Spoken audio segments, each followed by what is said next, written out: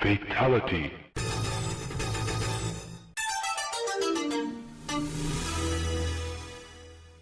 Hello there, everyone. It is Bobo Mac once again for Crisis in the Toyverse. I'm finally opening up Goro, which will conclude, for now at least, our Mortal Kombat journey within the Toyverse.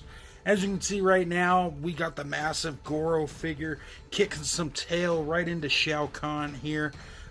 We got a lot to talk about with this guy, so I'm going to try to make this video as efficient and good as I can be. So let me get Mr. Goro Man here reset up, and we'll talk about him a little bit more in depth. Alright, so here is Goro. Sorry for being so late on reviewing this guy. I just had a ton of other figures I had to get through. But I will say that overall, I do appreciate Goro. He is by far the best Goro figure in Mortal Kombat action figure history right now. There's been some decent other ones that I've touched or seen pictures of. But, yeah, I really do enjoy what Storm did with this guy. He's not perfect, but then again, what action figure is? So let me just bring him in here so you guys can see him a little bit more in depth. And look at this awesome sculpt. Look at that mean mug right there. Just a mean man, a mean nasty dude from the world of Outworld who's kicking butt and taking names. The ponytail looks nice. You do get two of those. I'll cover that more in the accessories. But Storm did a really good job with the tone and look. Look at all those pecs and those abs. I've never seen a creature have so many abs before in their life. It's quite amazing. And yes, he's got Goro nipples as well. The arms are nice and bulky and look quite good. And then on the back, we got that different shade for the back of his species there. I believe there's others who are like that too.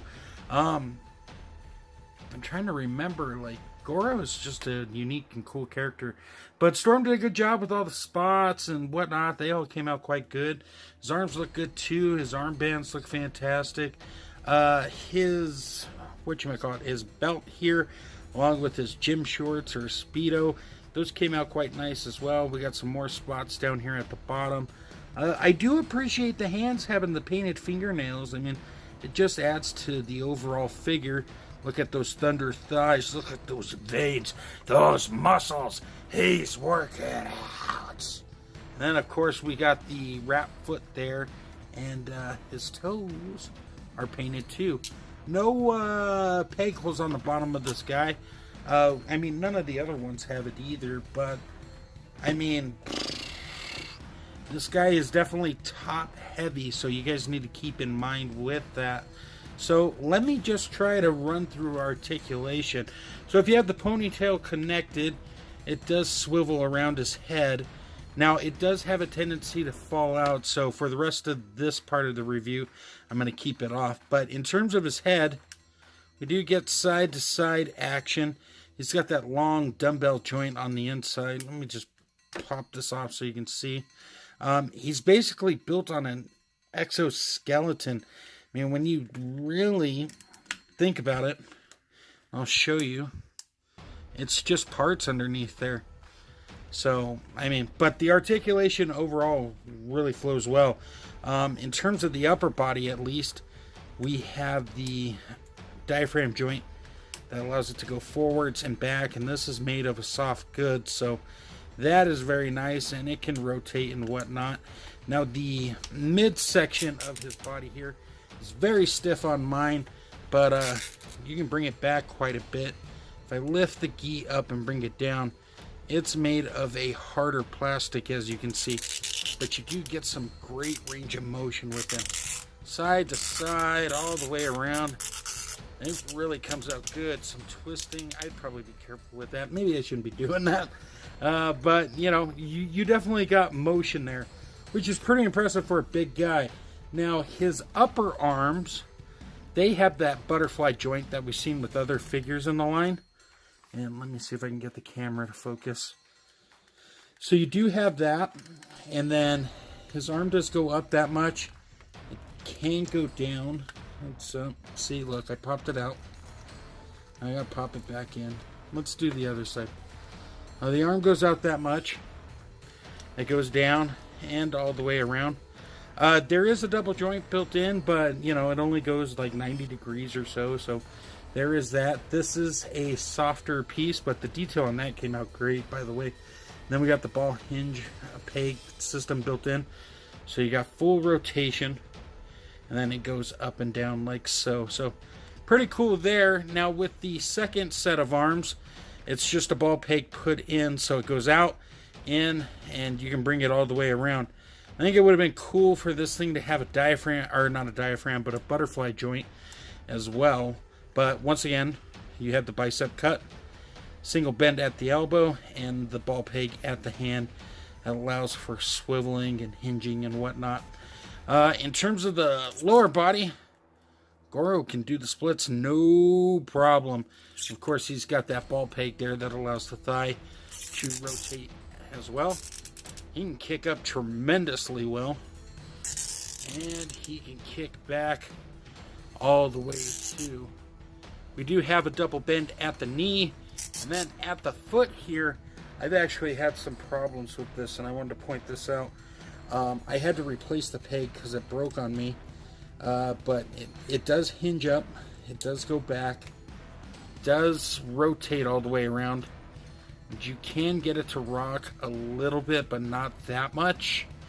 So just something to be aware. And we do have a toe hinge. So all in all, not too shabby for Prince Goro here. Let me go ahead and break down accessories for you guys, and we'll go from there. So no one can really ever say Storm skips out on their accessories. Well, I guess maybe on that Sub-Zero figure. But regardless of that, we got a lot of hands, obviously, because Goro as well, a 4-armed individual. We got the set of fist hands that come packed in, and then in the shell casings themselves, we got various sets of open arms. Like I pointed out earlier, we have 2 hairstyles. We have one that's a little more curvy, and then this one that just sits back, and all these work really well. But like I said, one of the sets doesn't fit well on the head, but with the alternate head here that I'll show you guys, it actually sits a lot better and it's a lot stronger. It doesn't flop out as much. But great detail on this head sculpt here. We have those nasty teeth and those eyes, and those pointy ears, and those spots. All of it came out really well.